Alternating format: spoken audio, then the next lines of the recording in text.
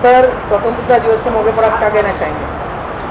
मैं दिली मुबारकबाद देना चाहता हूँ सब जितनी भी जनता जनार्दन है हम लोगों के। आज देश को आज़ादी के 75 साल हो गए और मैं सोच रहा था कि बीजेपी हुकूमत जो है इस वक्त सेंटर के अंदर वो कुछ ना कुछ बहुत बड़ा ऐलान करेगी अपनी जनता के लिए, क्या टैक्सेशन माफ़ कर देगी या कोई ना कोई पेट्रोल सस्ता कर देगी। लेकिन इस 75 साल के बाद भी कुछ उम्मीद जगी नहीं, लोगों को कुछ फ़ायदा नहीं हुआ।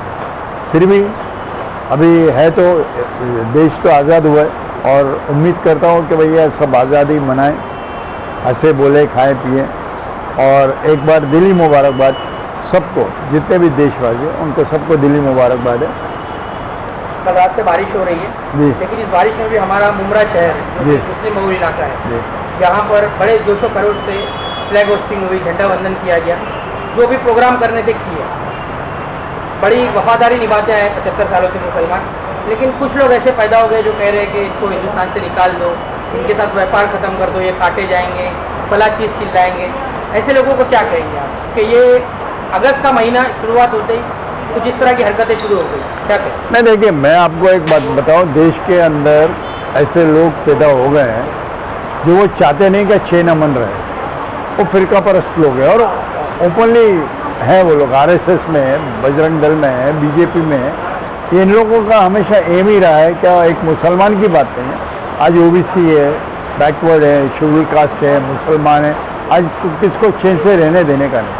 तो ये तो एक बड़े अफसोस की बात है कि देश कहाँ से, दुनिया कहाँ से कहाँ पहुँच गई। लोग चांद पे जाने की बात कर रहे हैं और अभी तक हम लोग आपस के झगड़े निपटा रहे हैं। तो ये एक सरकार को सोचना चाहिए, क्योंकि कानून व्यवस्था अगर वो लोग सही नहीं रखेंगे और ऐसा चलने देंगे तो ये देश में कभी चैन अमन रहेगा।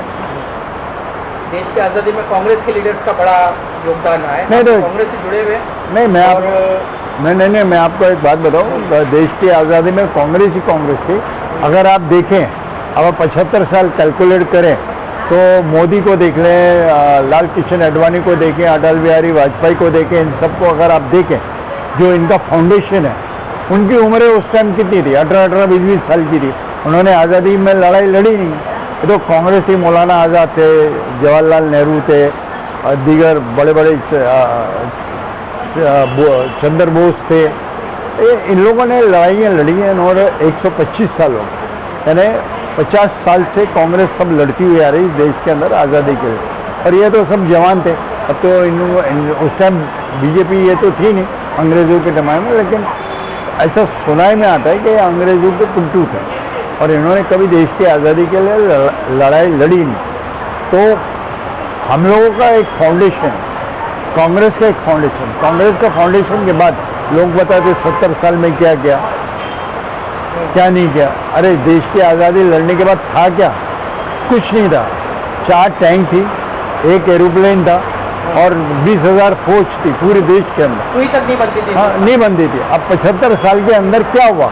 हर आदमी देखता है, लेकिन क्या होता है, एक साइकिल है, आदमी बूढ़ा होता है, मर के चले जाता है, फिर बच्चा जवान होता है, 20 साल की उम्र होती है, वो बोलता है, वो जो देश को देखता है, जो चला रहा है, बोलता है क्या किया ना। लेकिन कांग्रेस का एक फाउंडेशन, एक मजबूत फाउंडेशन, अगर इसके अभी पूरी तफसील तो बयान करने से रहा, अगर आप इसके डीप में जाएंगे तो जिस टाइम ब्रिटिश ने छोड़ा था उस टाइम हिंदुस्तान में कुछ नहीं था। यानी आप सोचिए ना, हैदराबाद निज़ाम ने अपना 5 लाख उस ज़माने में 5 लाख तोला किलो यानी सोना दिया था। तो ये सारी चीज़ें कुर्बानी दी हैं। आज देश को डिवाइड कर रहे हैं, हिंदू मुसलमान फिरका परस्ती कर रहे हैं, जिन्होंने देश की आज़ादी में हिस्सा नहीं लिया, आज वो ऐसी हरकत कर रहे हैं, बड़ा अफसोस होता है। ये वर्षगांठ पर कांग्रेस के बिहार से क्या कहना चाहेंगे, क्योंकि कहीं ना कहीं अब कांग्रेस का दौर याद किया जा रहा है दोबारा, कि अगर वो दौर होता तो शायद ये हालत नहीं होती। क्या मैसेज? देखिए, कांग्रेस का दौर तो वापस आएगा, 101 तक आएगा। झूठ बोल के अगर आप हुकूमत ले लो या किसी का झूठ बोल के घर ले लो तो कभी आप ध्यान रहो वो आदमी सक्सेस नहीं होता। इन्होंने कितने सारे वायदे किए, 15 लाख देंगे, ये करेंगे, पेट्रोल की महंगाई है, कांग्रेस ने कुछ नहीं किया, कांग्रेस के राज में महंगाई हो गई, ये हो गई।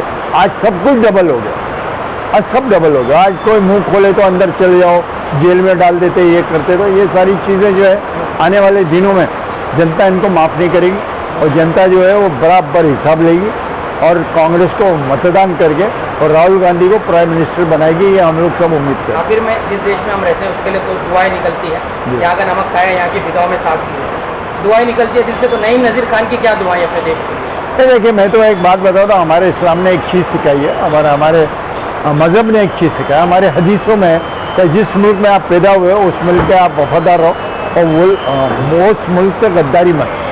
तो एक हदीस ने हमारे नबी ने फरमा दिया, और हमको तो जाना नहीं, जिस मुल्क में भी अगर हम रहें, हिंदुस्तान में रहेंगे तो वफादार रहेंगे, उसके बाद अगर कहीं शिफ्ट हो गए तो जिस मुल्क में मुसलमान रहेगा वो हमेशा और वफादार से ही रहा है।